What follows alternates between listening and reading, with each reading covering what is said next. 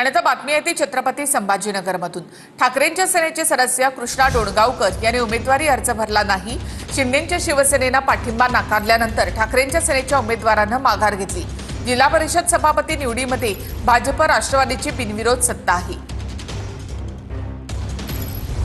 मला असं वाटतं अध्यक्ष उपाध्यक्षाच्या निवडणुकीत आम्ही अशाच पद्धतीने व्हीप काढलेला होता आणि आताही तशाच पद्धतीने व्हीप काढलेला आहे। नवीन आम्ही काही केलेलं नाही म्हणून आम्ही याच्यामध्ये कोणालाही मतदान न करण्याचा निर्णय घेतलेला आहे। मतदान करण्याचा निर्णय घेतला तरी आरोप होतात, याला करायचा घेतला तरी होतात, त्याला करायचा घेतला तरी होतात, नाही करायचा घेतला तरी होतात। हे काही नवीन याच्यातला काही भाग नाही। तो आत्ताही अंबादास दानवे यांनी सभापतीच्या निवडीच्या वेळेस मतदान करू नये अशा प्रकारचा पक्षादेश काढला।